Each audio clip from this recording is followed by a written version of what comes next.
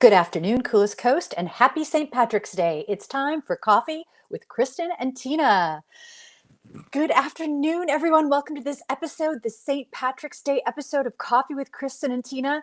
Kristin, we were off last week because you had a beautiful and warm, sunny vacation, and you made it back just in time for the storm of the year, didn't you? Yeah, I love snow, and I love snow when we get a huge dump of it, and this was sizable, right? This Depending on qualifies as where a you huge live. dump. Like, let's see, this is you shoveling, right? No, that is not me shoveling. That is my darling husband shoveling. Oh, And his head is cut off for some reason. That's weird. oh, I wonder if, okay, yeah, it is cut off. Hey, Hmm. friends, in Tina's defense, our platform rebooted itself and updated. So if things look a little wonky today, that Yeah. is why. Completely updated. So yeah, hopefully I'll see your comments and everything.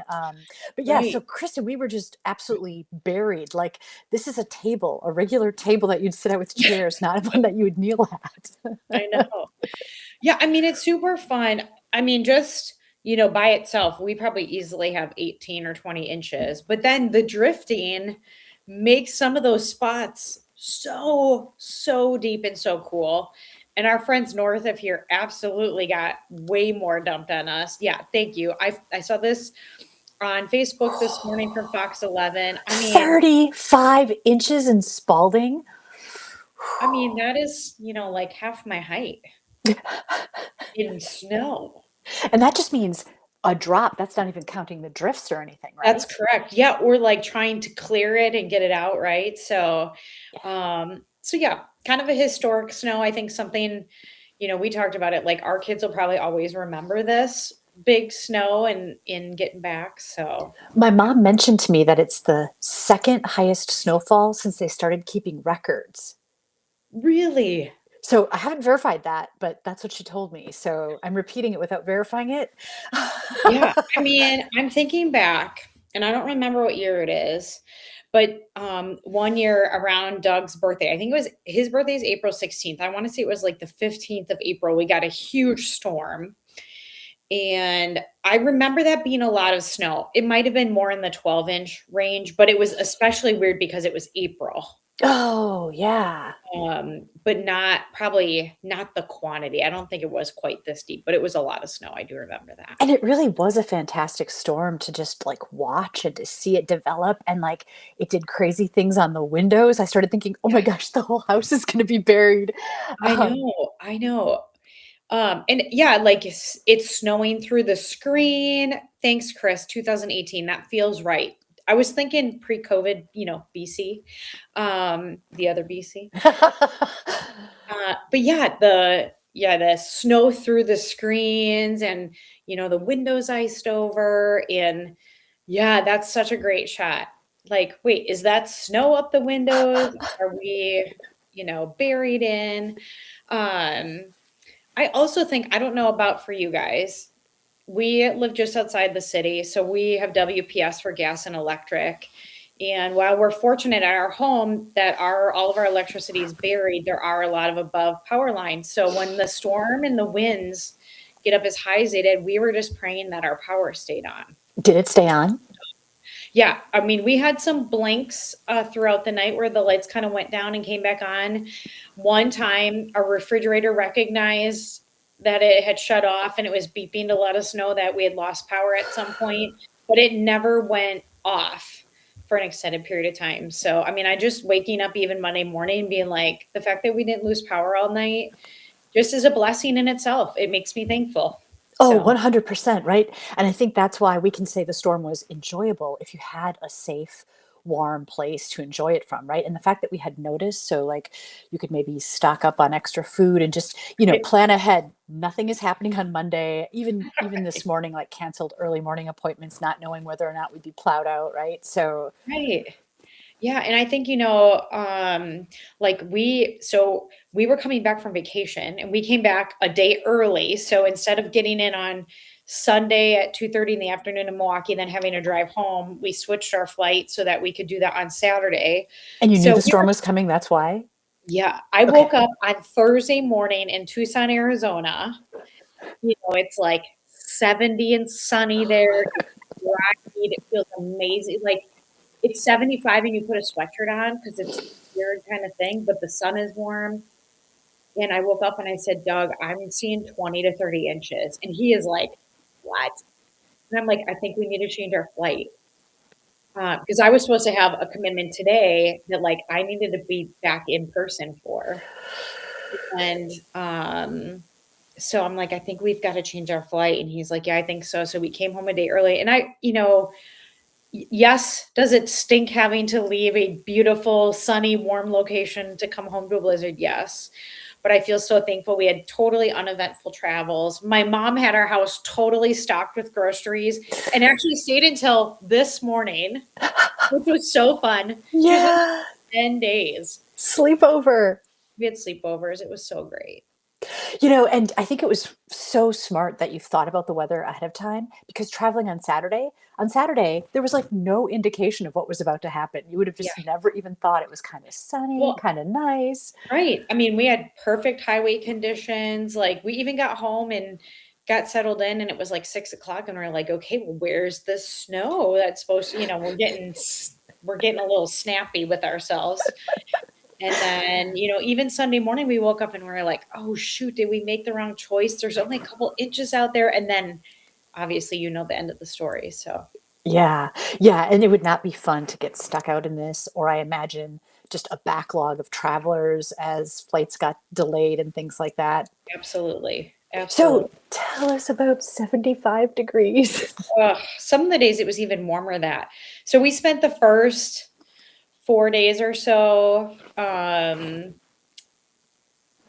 This is Doug and I in Tucson. Doug and I did this awesome 2-mile hike. Literally, we stayed at a beautiful Marriott resort. We went for a conference that he had, and we got up one morning, and there's just happens to be like a mountain behind the hotel that you can go and hike. And one part of it was like 1.37 miles, and that took you up to the top, and then you caught another little trail, and that took you back out to the road, and the whole thing was like 2 miles. It was so perfect, so much fun. So we did that one morning, and I think I sent you one of the pictures. Yeah. So here we are at the conference. This is our good friend Lori on the right, and then her colleague Mike on the left. The theme that night for dinner was intergalactic. Oh, okay. I was gonna guess. All right. I Yeah. love your So there jacket. You were. look so badass and cool, Kristen. Thank you. I actually think I'm going to keep that jacket in my rotation for like presenting and emceeing. It's super fun. I, Um, I mean, friends, chime in and let me know. I'm right, right? She looks like so completely cool in this photo. Thank you. Thank you. Doug was like, the jacket he had, he's like, I'm putting this back in to donate. And I'm like, no, I really think we need to keep this in our archives. We never know. Right? When you may need to go intergalactic. Right. But I mean, don't you love Lori had this full like astronaut suit on. There was a bunch of people in those. There were a bunch of people in like the silver kind of stuff that we're in. Some people are like dressed up as aliens or people in spaceship. There are people dressed as Star Trek and Star Wars and just it was kind of your own interpretation of the theme. Nice. What's the guy on the left dressed as? Is he an alien? I think I'm he's just dressed as kidding. himself.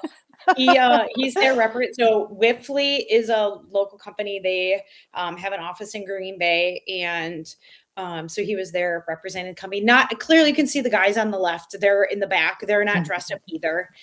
It's not a requirement, but it sure makes it fun. And then look at that incredible mountain view behind Yeah. us. Isn't I that so mean, cool? I can't get past you and Doug. You guys just look so cool. Thanks. We'll So wear did they that have to dinner other like the next time we have dinner together. We'll wear that.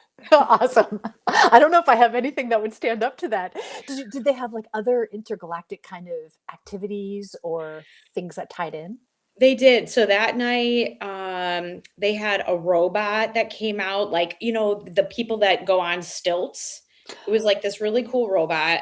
And he handed out like light up noodles and balloons. There were some kids there.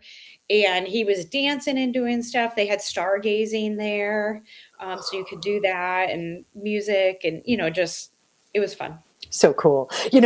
Talking about intergalactic, when I was in the hospital, they told me they were taking me to interventional interventional radiology. I think that's the right word, interventional. And I was so out of it. What I heard them say was interdimensional, and I'm like, Ooh, "That's weird." you're But, going to like another dimension in your, but I'm like, "Okay." Like, I didn't put up a stake or yes, take anything. me now. I'm like, "Yeah, maybe it'll be like the before times again." But then even when they got me into the room or whatever, it was all, like, shiny and, like, stainless steel, and, like, the doctors had, glasses with those little, like, microscope loops and stuff. I'm like, "This is really happening." Yeah, you were totally interstellar and you were on another totally another plane that you didn't even know existed. Yeah, I started thinking, "Okay, this is gonna be like Star Trek where they put somebody's data into, like, the transporter and save them there until they can, like," and I'm like, I thought "Okay." I thought maybe you were gonna get, like, your a robotic leg attached or something like that there. I just think it's funny. I was so out of it that I was like, "Whatever," so Yeah, totally fine. nonplussed. This is interdimensional. Make me a cyborg, I don't care. Right. I love that. I So love you that. sent this cool image of a cactus that I'm assuming you saw there, and what's So, Tina, interesting these is portrait layout pictures are all cutting themselves off. I don't know if there's a way to adjust that. I know, that's really gotta be with strange. the update. I was wondering when I saw Well, you this. can put that one up. You can see it just a little bit. So, when we were in Phoenix, because we were in Phoenix kind of the first 4 days with my mom, things were not quite blooming yet. So, you guys, it's spring in the desert, so things blossom and bloom. So, you can see this cactus just has buds right on the top of it, just getting ready to open right before. And it was Yeah. such a, all of its little spines were such a beautiful red. And then I think you have another picture of this bush that was blooming. Maybe. There we go. Isn't that so pretty? That is. Do you know what that is at all? It's I got, like, don't. look at this, the sharp spines, the thorns Yep. on it. Oh, yeah.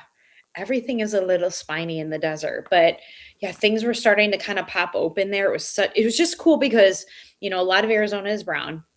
And then, you can be hiking along and all of a sudden here's a little pop cover, here's a little purple, here's a little pink, here's a little orange. It still has its own way of showing you spring. It's just really cool.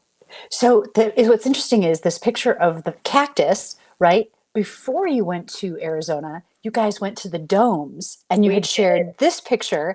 And I'm wondering, did that experience at the domes kind of help prepare you for what you saw in Arizona? 100. I mean, Doug, we've been there before with the girls. They were pretty little the last time we were there, but they could totally see everything we saw in the domes, we saw out, in at least from the Arizonian, desert, Sonorian desert. So when we were walking around, the girls were able to say, like, oh, that's prickly pear. Oh, there's a barrel cactus, or, whatever. Or maybe What? they didn't remember the names, but they were like, that was in the domes too. And I mean, it's a cool experience. We didn't plan that necessarily, but it was very nice to be able to have that experience. Yeah. Well, how nice that that dovetailed like that. I know. Yeah, it was Okay. really fun. So then this looks pretty cool, right? This must be spring Yeah. training. So we're kind of going back in time. So the first like 4 days we were with the girls and my mom, and then they flew home, and then Doug and I went to Tucson. So yeah, we went to spring training camp for the Milwaukee Brewers. You guys, this is American Family Field of Phoenix, very much like Fox City Stadium where the Timber Rattlers play. And yeah, we got to watch a game. We got to see Christian Yelich bat and play in the whole deal, and it was a gorgeous Arizona day for baseball.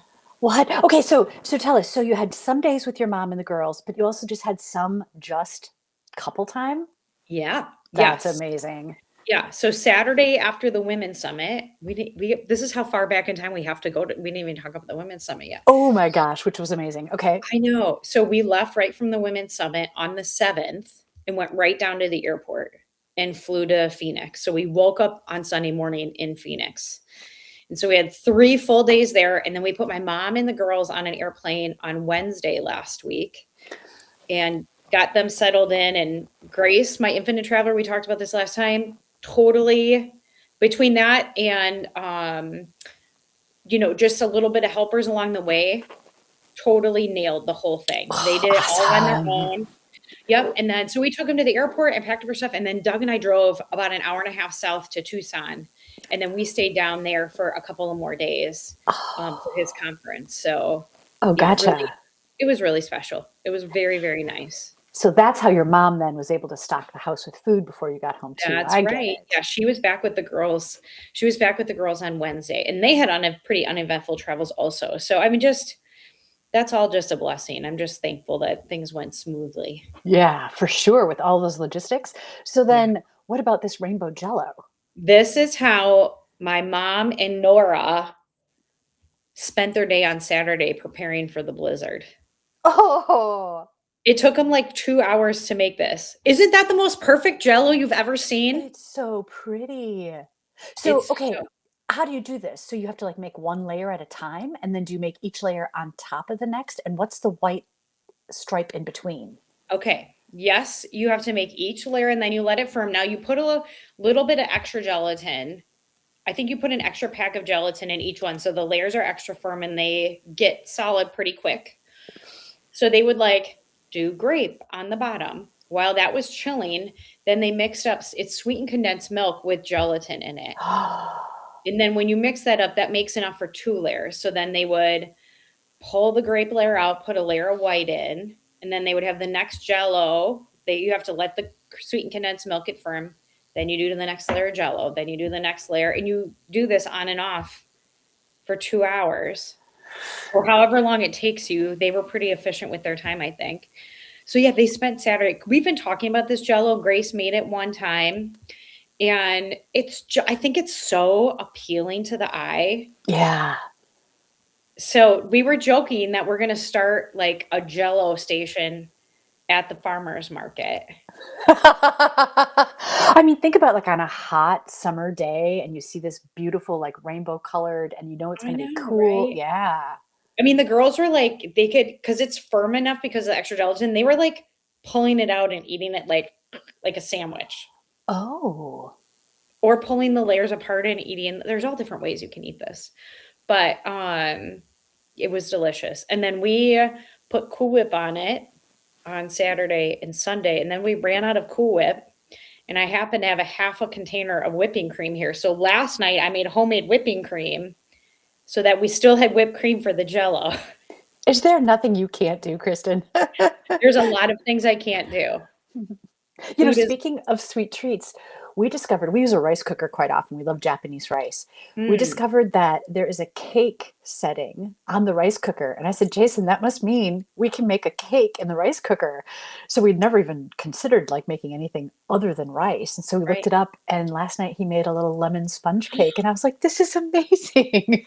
It was good. It turned out so good. It turned out so good. And he put like a lemon icing on it. And That sounds incredible. I know, and it got me kind of excited because I'm not worried about using a rice cooker, right? I am worried at wheelchair height of using the gas oven and stove. So I'm like Right. thinking, oh, maybe I can make a cake. What else can I do in the rice cooker? Ah. Exactly, Yeah, exactly. 'cause But so you don't have to reach into it or, it's not hot probably on the outside.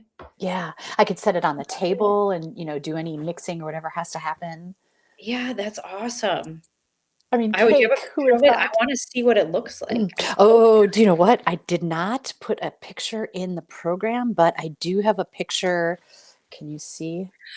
Oh, it looks stunning. It's so, like, perfectly, like, poofed up. Yeah, it almost looks like an olive oil cake. Oh, what does that mean? Well, you use, like, olive oil in it, and it's super, I would say, dense, and it's usually super moist. Um, mm, Yeah. Okay, so you've got some other lemon. tasty looking treats. This I made this morning because it's St. Patrick's Day, and we have to have Irish soda bread today. Oh. Yes, so that is Irish soda bread with some raisins in it, and I have not had a slice yet, but my mom took a half a loaf home with her, and she said it was delicious, so Now we'll tell me see. about scale. So I'm, like, looking at that picture and I can't tell, is that kind of like a handheld size or is that Probably like this. okay. And so Probably do you like have to 8 inches wide. doesn't it look, like, so tiny on that pan? I know. Well, it's a big sheet pan. So you, like, mix it up, and it's kind of like the size of a grapefruit, I would say, when it starts on the pan, but then there's baking soda and baking powder in it. So it gets happy in the oven and it kind of gets bigger. So And do you have to cook it in yeah. like a cast iron skillet, or how did you maintain that roundness?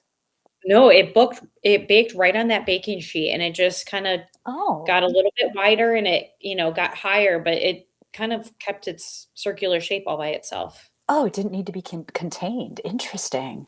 No. So, what will No. you eat something specifically Irish to go along with that? Well, so this was the plan. This was the discussion is I was going to make mashed potatoes and, maybe a kind of beef stew or something with a, dark beer or something in it.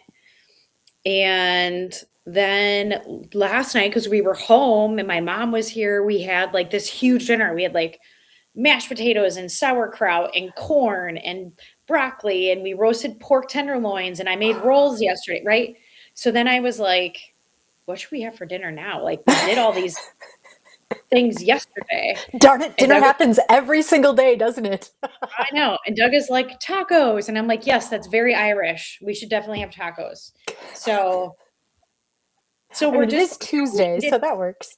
probably just honestly eat it for dessert. I will likely just toast a slice and put butter on it, maybe cinnamon sugar. We'll see how I don't know what the how sweet it's gonna read, and then Mm. gobble it up.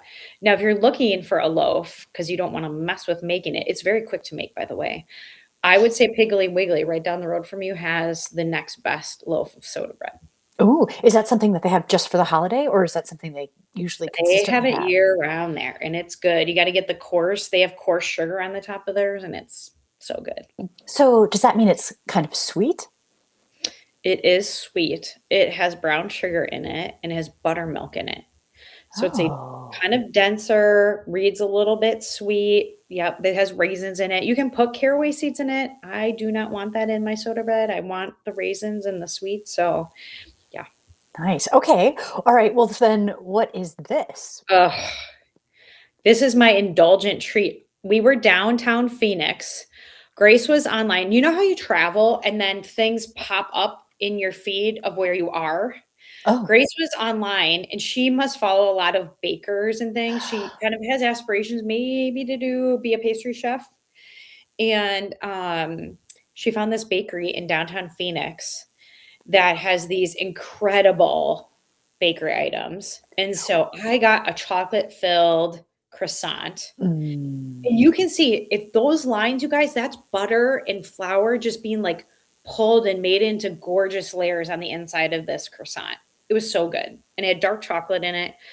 The girls had, Tina, I might have to text you a picture of this. The girls had, oh, there we go. Lemon. So when you cut into that lemon, there was like a lemon cake and lemon like curd in the middle of that. Oh, Nora had a vanilla raspberry cheesecake on the stick thing in the middle. And then my mom actually picked this was a large, almost cream puff pâte à choux dough with pistachio cream in the inside and pistachio butter.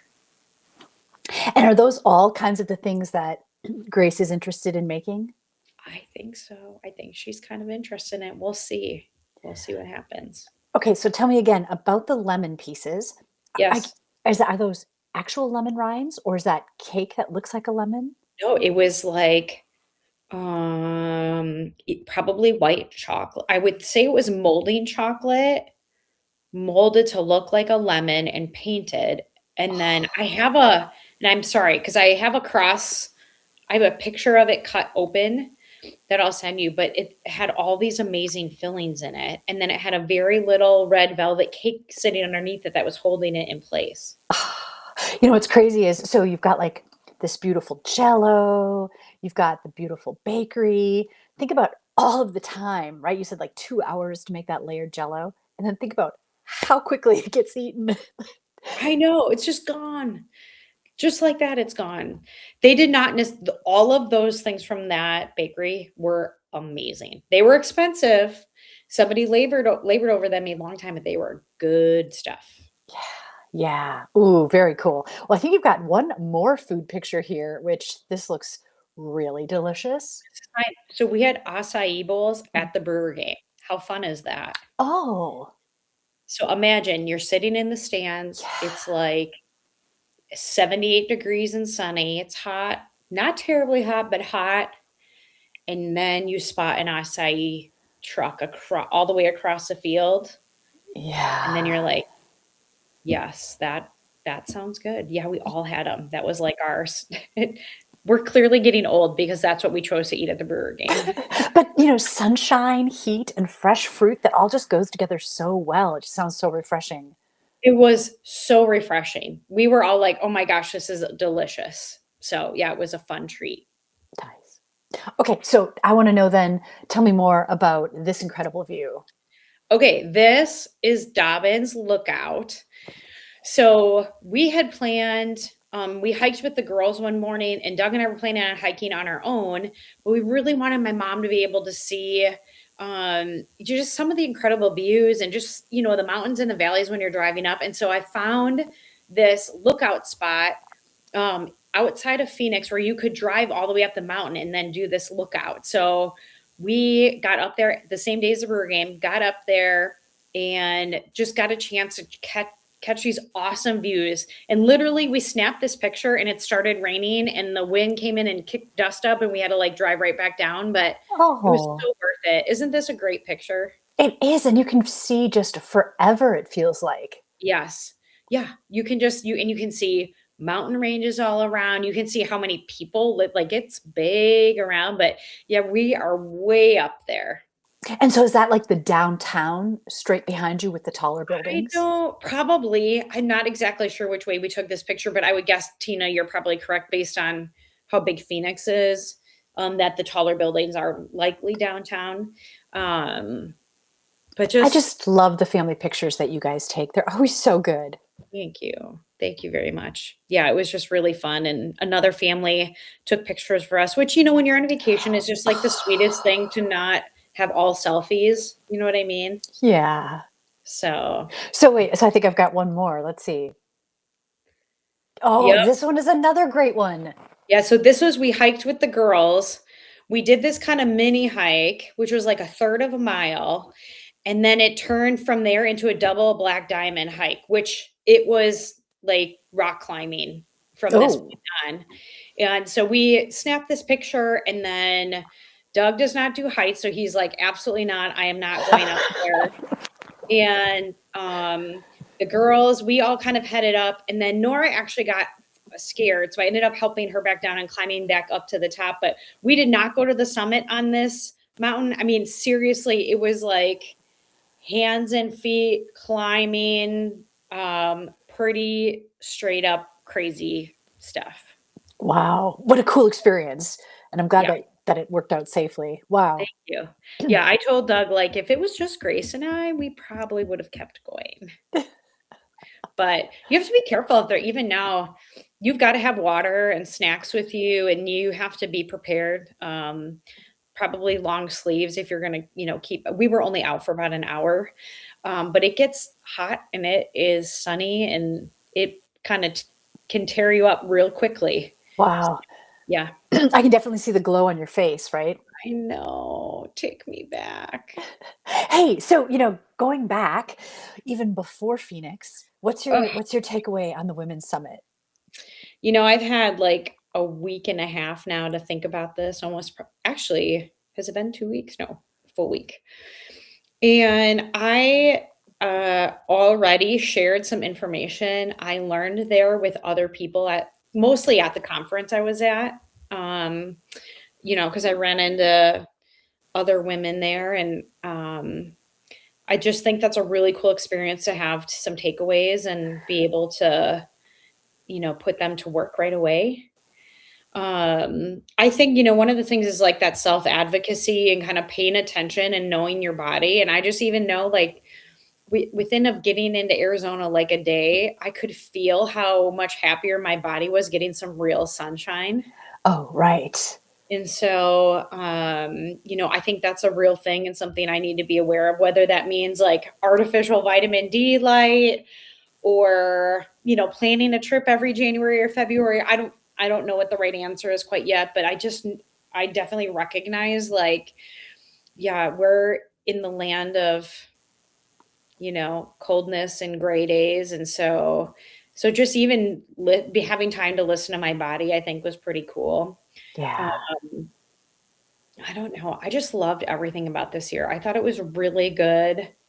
I think that the content this year and this from session to session flowed the best that it's ever flowed. And not that there was ever anything wrong with what we did before, but I thought it was just like, Yeah, there was like a connecting thread that just went all the way through. Yeah, I agree.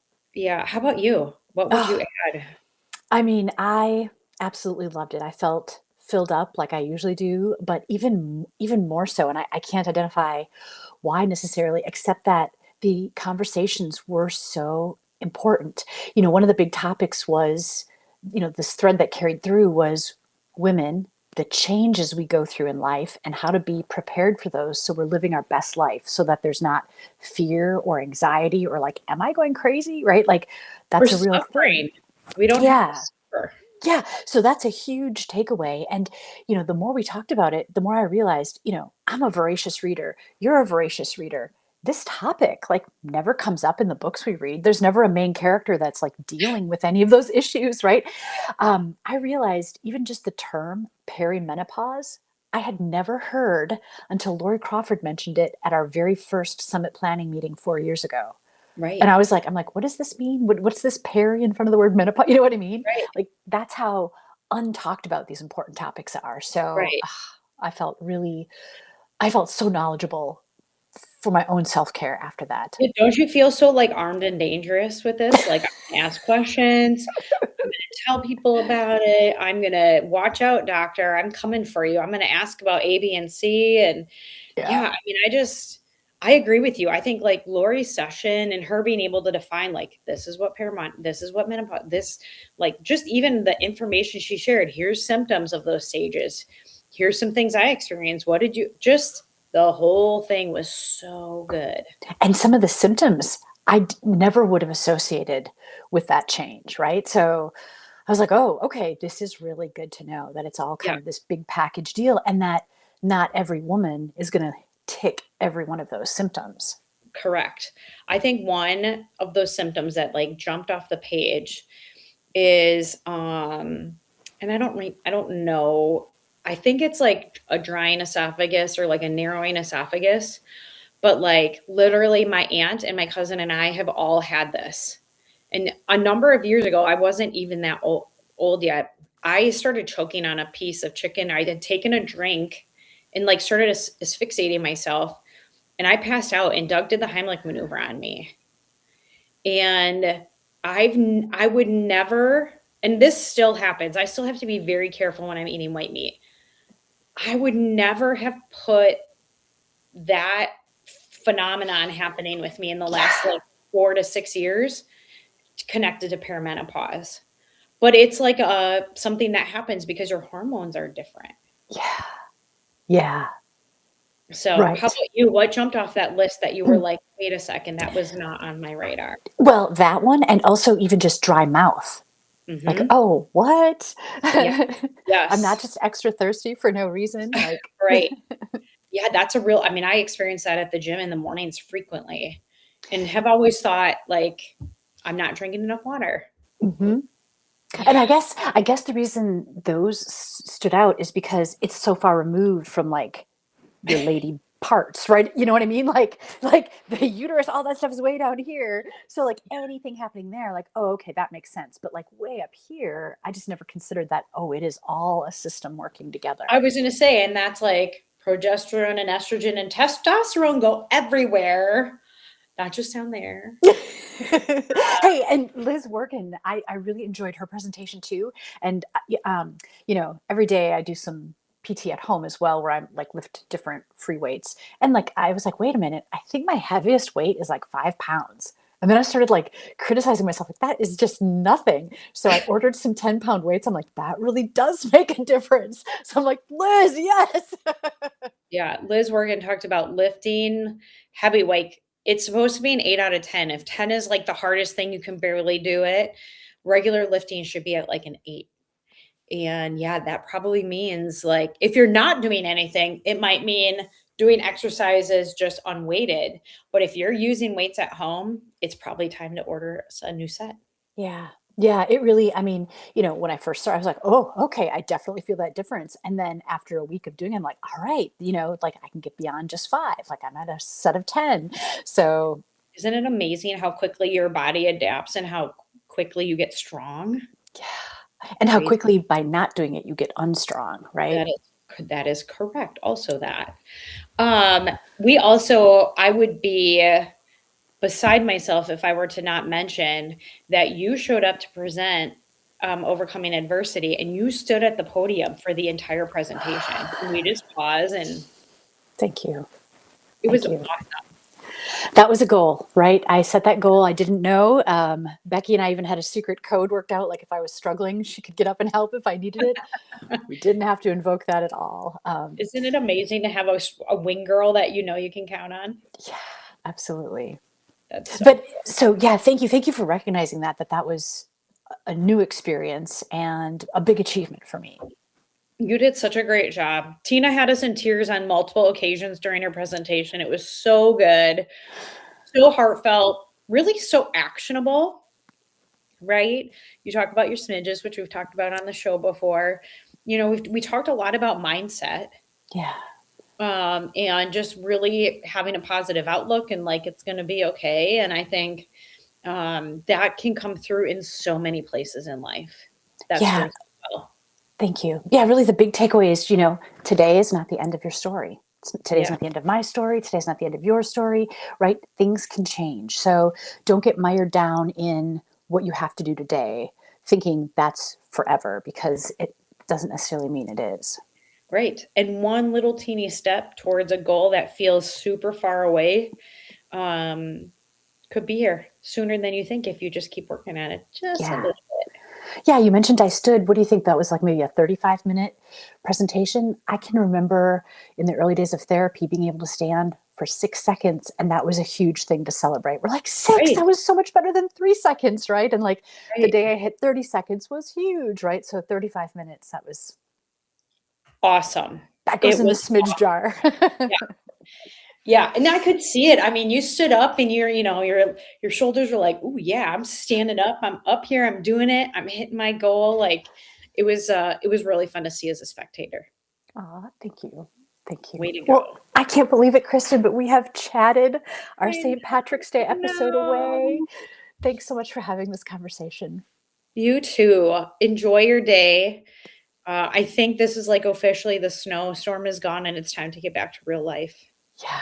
Yeah. And now it can melt, as lovely as it was. And hey, if you see any cool snowmen that result from this storm, do capture it. We're gonna head out. I'm gonna take the dogs for a walk here because it's beautiful. The sun is shining. It's gorgeous out.